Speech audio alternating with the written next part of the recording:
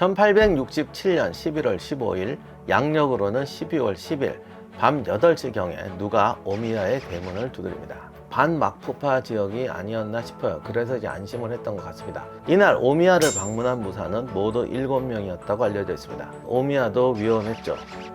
중간에 첩보가 하나 들어왔는데 4조 거리가 위험하니 사스마 번저로 들어오라는 첩보가 들어옵니다. 은신처도 찾아봐라 어쩌고저쩌고 하다가 그냥 거기 머물게 됩니다. 1명 또는 2명의 낯선 무사를 2층 료마가 있는 방으로 안내합니다. 자신이 앞장서서 걸었어요. 무사들에게 등을 보이면서 말이죠. 충분히 암살에 대비할 수 있는 여러 가지 안전장치들이 가능했는데 이상할 정도로 소홀했어요. 하지만 오미야에는 이런 준비도 없었어요. 딱 등을 보이는 순간 암살자가 뒤에서 후지요시를 베어 쓰러뜨립니다. 이때 후지요시가 쓰러지면서 비명을 지릅니다. 료마에게 알려줘야겠다는 생각도 하긴 했을 겁니다. 료마가 안에서 소리를 듣긴 들었는데 하인들끼리 그러니까 조용히 해야 되니까 뭔 얘기하다가 크크크 대는 소리 정도로 들었던 것 같아요. 그래서 조용히 해라 하고 꾸짖습니다. 2명의 암살범이 즉시 계단으로 올라가서 그 방을 공격합니다. 료마는 앉아있는 상태에서 습격을 당한 데다가 주변에 손에 잡을 무기가 없었습니다. 또 상대가 워낙 빠르게 덮치니까 거기에 대항할 수도 없었던 것 같아요. 하여간 여러 정황으로 보면 방심이 지나쳤던 것이 스스로의 위기를 자초했던 것 같습니다. 먼저 일격을 당한 후에 몸을 돌려 칼을 집으려다가 또 등을 베인 것 같습니다. 몸을 돌려서 세 번째 일격을 칼집 채로 막았는데 칼집이 밀리면서 이제 머리 이마에 또 베이게 됩니다. 칼 없냐 라고 말했다고 하는데 료마는 죽기 직전에 유감이다 또는 안타깝다 라고 중얼거리고 신타로에게 손을 쓸 수 있냐고 물어봤다고 합니다. 그리고 아래층에다가 의사를 불러라 라고 소리쳤다고 하네요. 내가 뇌를 당했다, 난 틀렸다 라고 말하고 만약 그렇다면 그 지시는 누가 내린 걸까? 뭐 이런 상상도 가능합니다. 범인은 누구며 암살을 명령한 사람, 대정봉환도 된 지금 굳이 로마를 암살한 이유는 또 뭐냐? 이런 정말 궁금한 부분은 미스테리로 남아 있습니다. 이 료마라는 젊은 사무라이가 일본에서 왜 이렇게 유명한 존재며 이 사건이 왜 이렇게 유명한 사건이 되었냐?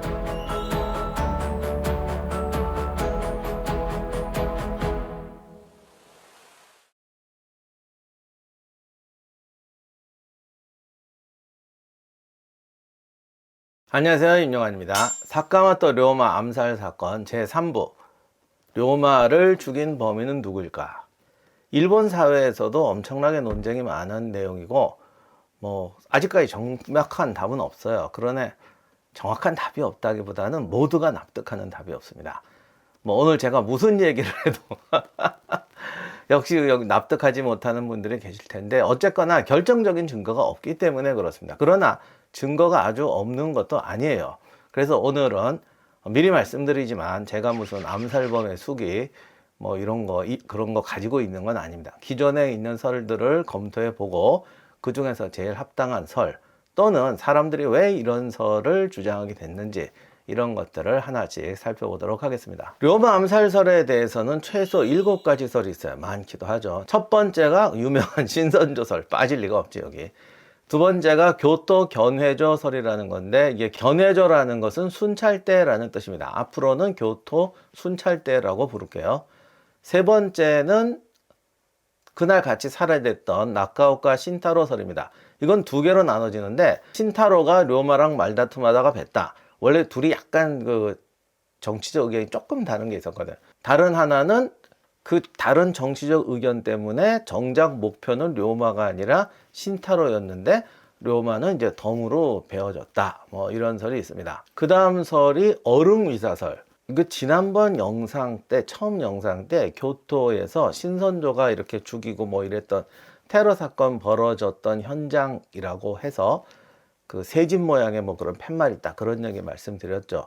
그 자리가 그 삼판 언덕에 있는 얼음위사라는 곳인데 거기서 살해된 사람들이 얼음위사입니다. 그런데 이제 얘들이 범인이다 이런 설도 있어요. 그 다음 설은 조슈와 함께 토막파, 그러니까 막부를 토벌하자는 강경파의 주력이었던 사스마 번에서 살해했다라는 설이 있습니다. 이거 외에도 더 있을 수도 있는데 대략 중요한 게 이런 설들입니다. 이런 설들 중에서 나카오카랑 관련된 설과 어릉이사가 관련되었다는 설 같은 거는 뭐 솔직히 가능성이 아주 없다고까지는 할 수 없지만 근데 그 가능성보다는 뇌피셜에 가까울 가능성이 훨씬 높다고 생각됩니다. 좀 의외인 것은 도사번하고 사스마번 설이죠. 이게 맞냐 틀리냐를 떠나서 왜 이런 이야기가 나오게 됐는지를 한번 살펴보도록 하겠습니다. 그리고 사스마설에는 또 배우의 사이고 다카모리가 있다는 설도 있습니다. 사이고 다카모리 똑같이 설명하려면 더 길어지는데 일본 근대화 과정에서 이토 히로부미나 또는 료마만큼이나 유명한 사람이 사이고 다카모리입니다. 일본의 도쿄에 있는 우에노 공원에 가면 사이고 다카모리가 이제 반려견 끌고 다니는 이 문화를 도입하는데 크게 공헌했다고. 그래서 동상에 개도 같이 있습니다. 막부 말기의 정치적 상황은 우리가 일반적으로 뭐 존왕이다, 양이다 하는 거 이상으로 사실 되게 복잡해요. 막부 말기는 여러 번들이 이제 패권 경쟁을 하던 시대입니다. 어떻게 보면 전국시대의 재판이고, 삼국지 군웅할고 시대하고도 어떻게 보면 유사해요. 삼국지에서 동탁을 쫓아내고 한나라 황실을 바로잡자고 제후들이 봉기하던 그 구조하고 비슷합니다. 예를 들면 제후들이 동탁을 쫓아내자고 봉기는 했지만 원소나 원술이나 조조나 뭐 그때 제후들은 전부 자기가 황제를 끼고 권력을 장악하자는 속마음이 있었죠. 이걸 비유를 하자면 한나라 헌제가 천황이고 동탁이 막부고 원소하고 조조가 사스모하고 조슈번이 되겠죠. 여포하고 이각 곽사는 이제 막부파 번 이렇게 이해하면 비교적 비슷할 것 같습니다. 근데 문제는 삼국지하고 다르게 일본은 천황에게 권력을 돌려주자는 대정봉환이 성공을 합니다. 그러니까 동탁이 헌제한테 와서 제가 이제 권력을 돌려드리겠습니다 라고 하는 거죠. 그러면 이제 황제가 권력을 장악하고 동탁을 쫓아내고 이러느냐, 이게 아니고 동탁이 황제한테 권력은 돌려주는데 대신 자기도 권력은 이만큼 가져간다. 다시 말하면 동맹에서 권력 관계를 재정립하는 거였어요. 그리고 천황과 막부가 합쳐서 이제 근대화 개혁을 하겠다. 당시 막부도 서양식 무기 받아들이고 뭐 서양식 여러 가지 받아들이는 것에 대해서는 반대하진 않았습니다. 그러니까 그렇게 하겠다 이거예요. 그 대신에 이제 너희들이 원하는 권력구조 개편도 했고 개혁도 할 거니까 이제부터 반항하는 애들은 이제 가만두지 않겠다. 요게 있습니다. 그래서 그 반항의 선두주자였던 사스마와 조슈는 이제부터 팬다. 요렇게 된 게 대정봉환이었어요. 그래서 사스마나 조슈번 입장에서는 대정봉환이 사실은 반가운 게 아니고 자기들이 원하던 게 아니야. 동탁하고 황제가 손을 딱 잡더니 주변 제후들아 이제 집으로 돌아가라. 그리고 원소, 조조 니네는 가만 안 둬. 이렇게 된 상황이란 말이죠. 그러니 원소하고 조조가 가만히 있겠어? 좋아, 진짜로 붙자. 이러던 상황이었어요. 문제는 여기서 료마의 포지션이 이상하다는 건데, 료마는 존왕에는 찬성하는 사람이에요. 그렇지만 내전을 반대하죠. 이게 다시 말하면 천황 아래 다이묘들의 연합체가 재구성이 되고, 그러니까 천황이 들어온다고 해도 또 이렇게 번들의 동맹체는 만들어져야 된다. 그리고 맹주가 만들어져야 된다. 막부가 천황에게 대정봉환하고 같이 새로운 동맹을 맺자는 구조하고 비슷합니다. 여기서 로마는 누가 맹주가 돼야 되느냐는 명확하게 안 했어요. 그러나 그게 또 막부일 것이다 라는 설도 있었죠. 이렇게 되니까 사스마나 조슈 입장에서 보면 저놈이 지금 뭔 소리 하는 거야, 이렇게 될 수가 있다는 겁니다. 심지어는 료마의 고향이자 후원인 도사번도 좀 애매했는데, 이게 번 내에도 이 막 토막파와 막부 편에 쓰자는 이쪽이 막 복잡하게 얽혀 있었고, 료마가 이전부터 그렇게 도사번에 충성하는 사람이 아니고 본인은 뭐 자유인이 되겠다고 탈번이라고 그래요. 나는 이제 원래 사무라이는 번에 한번 충성을 맹세했으면 끝까지 가야 되냐. 우리가 뭐 이렇게 영화에서 보듯이 맨날 뭐 주군하고 뭐 같이 가시고 배신하면 안 되고, 실제로는 배신 엄청나게 하고 같이 안 가는 애가 같이 가는 애보다 더 많은데, 뭐 자관 뭐 그러던 시대에 본인이 2번이나 도사번에 탈번을 했었다고요. 나는 이제 자유인, 뭐 천하인이 되겠다. 니들 쫄딱으로 내가 이렇게 살겠냐? 나는 넓은 세상에 나가서 유비 따라가겠다. 막 이런 식이었기 때문에 가뜩이나 좀 이렇게 안 좋게 보고 있었는데, 아, 이놈이 대종보관 한다니까 또 이상한 소리 하잖아. 그래서 도사본에서 죽였다는 소리 나오고 사스마본에서 죽였다는 소리 나오게 된 겁니다. 그러면 도사본설, 사스마본설, 심지어 사이고 다카모리의 지시설, 이게 옳으냐? 솔직히 제 생각에는 그럴 가능성은 낮다고 봐요. 도사본 입장에서는 괘씸하고 싸가지 없긴 하지만 또 그때는 도사본 안에서 또 활동도 또 하고 있었고, 료마를 없앤다고 별로 도사본에 좋을 것도 없어요. 그러니까 괘씸한 건 맞는데 괘씸하다고 죽일 것까지는 없잖아. 그리고 또 이용 가치도 있고, 그 다음에 사스마번은 그럼 뭐냐? 이게 진짜 문제인데, 사스마나 사이고 다카모리 입장에서는 이게 료마가 저거를 반드시 뭐 이 긴박한 상황이 없애야 될 인물이냐? 사실 그 정도는 아니에요. 그래서 뭐 가능성이 아주 없다는 건 아니지만 그 사이고 다카모리가 직접 나설 환경은 아니라고 생각합니다. 그러면 이제 남는 건 신선조설하고 교토 순찰대설입니다. 이들은 원래 막부에 충성하던 조직이고 이전부터 료마를 쫓고 있었고, 또 이런 애들을 하고 이제 뭐 이렇게 없애고 어쩌고 뒷골목에서 하는 게 딱 적합한 레벨 집단이기 때문에 의심을 많이 받았죠. 게다가 당시 상황이 대정봉환 나고 전쟁 직전이고 토막파들이 막 결집하고 있고 이런 것에 충격을 받을 수도 있고, 그러니 뭔가를 해야겠다 다급해졌을 수가 있고, 료마는 이전부터 어차피 수배령이 내려서 쫓기고 있던 인물이니까 더더욱이 분노해서 빨리 없애자 이랬을 가능성이 없지 않습니다. 그러면 신선조와 도사본 어느 쪽이 더 가능성이 높으냐? 도사본 사람들은 원래부터 신선조를 의심했다고 합니다. 아니, 사실은 확신을 했어요. 일단 정황 증거로 할 때 신선조가 제일 의심스럽고, 현장에 칼집이 하나 떨어져 있었는데 도사본 부사들이 이걸 주워가지고 이제 주인을 찾으려고 막 그랬죠. 근데 거기 이름도 안 써있고 뭐 사실 그건 흔해 빠진 칼집이어서 주인 찾기 힘들었는데 잠깐 뭐 했대. 그랬더니 그 어릉위사라는 조직이 있었는데, 이 사람들이 원래 신선조에 있다가 조낭파로 돌아오면서 탈퇴한 집단이었습니다. 그래서 신선조하고 사이가 극도로 안 좋았는데, 이쪽 사람들 중에 누가 그 신선조 있는 대장 누구 칼 같다 라고 이제 얘기를 했다고 해요.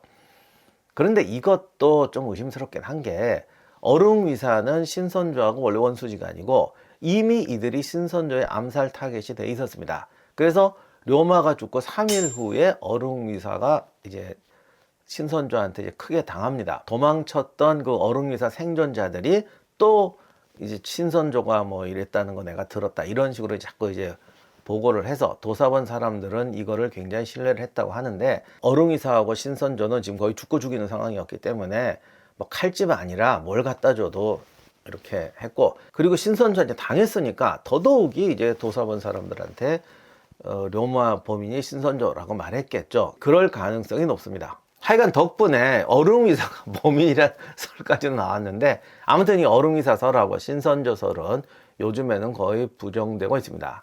가장 유력한 증거는 신선대가 1번대, 2번대, 3번대 뭐 이런 거 있어요. 또 일본 애니메이션 얘기하면 나 이제 내 명예가 좀 문제가 될 것 같은데.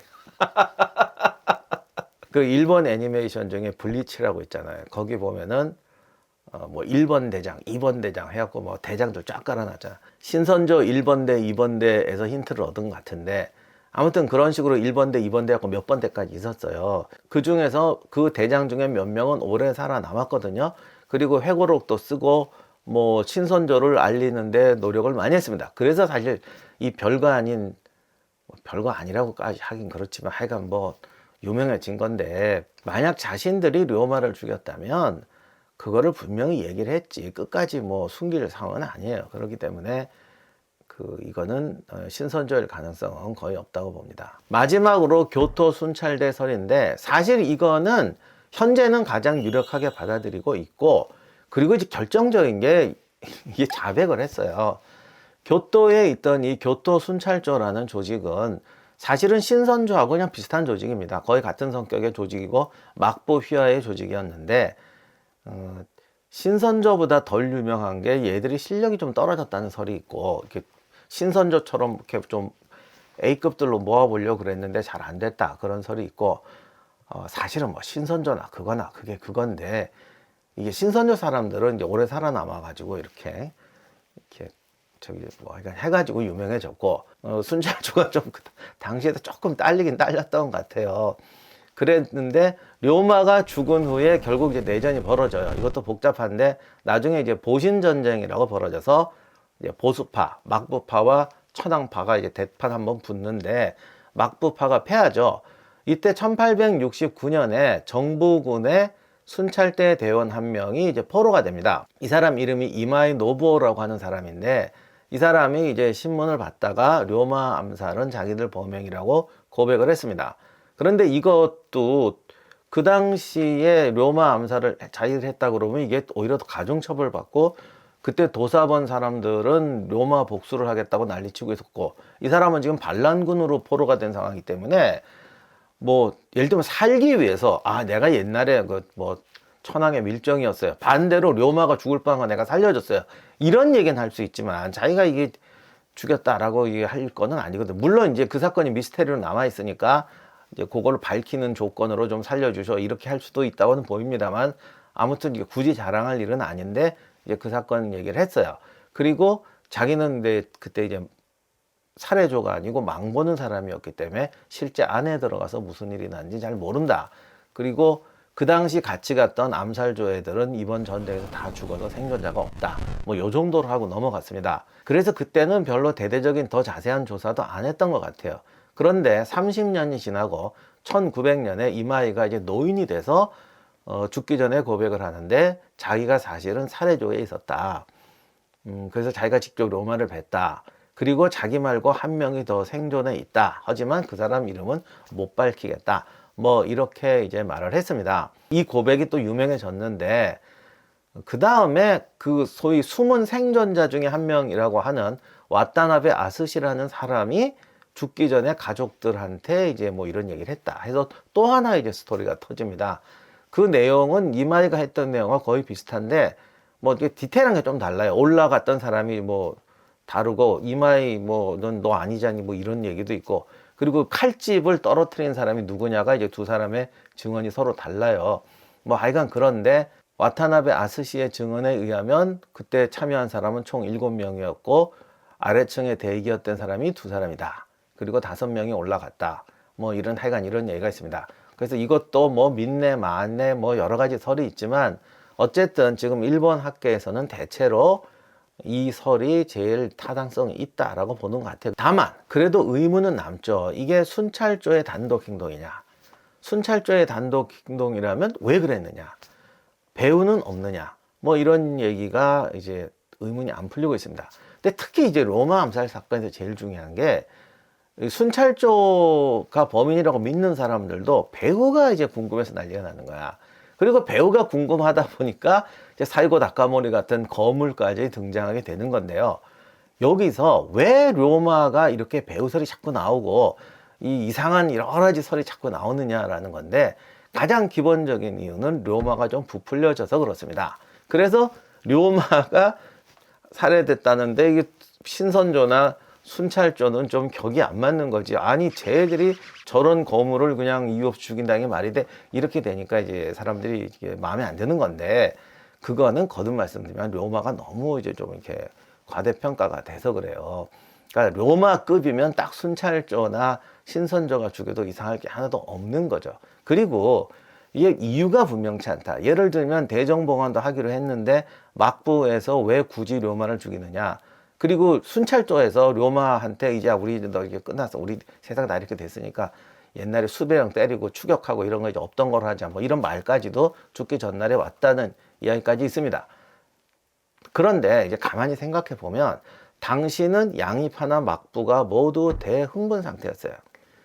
전쟁이 코앞에 있고 사초 동맹도 사실 정말 잠깐 동맹이어서 조슈하고 사스마는 이건 원래 견원지간이고 그 전에도 뭐 엄청나게 싸웠고 또 실제로 이게 나중에 승리한 후에 그쪽에 생사결단을 냅니다. 그래서 사이고 나카모리도 죽고 결국 조슈가 패권을 차지해서 오늘날 우리가 알고 있는 일본 근대화의 유명한 사람들 뭐 대대히 우리가 안 좋아하는 우리 쪽에서는 악명 높은 인물들이지만 뭐 이노우에 이토 히로부미 뭐 등등등등 다 그 조슈 출신들이거든요. 그러니까 이 당시는 여러 가지로 흥분과 좌절이 오고 가던 시절이죠. 막부파 무사들한테는 대종봉안의 구체적인 내용이 뭐든 이게 뭔가 막부가 쓰러지는 것 같으니까 막 이제 감정이 격해질 것이고, 이렇게 되면 누군가 이제 보복도 해야 된다, 뭐 못 참게 되는 거죠.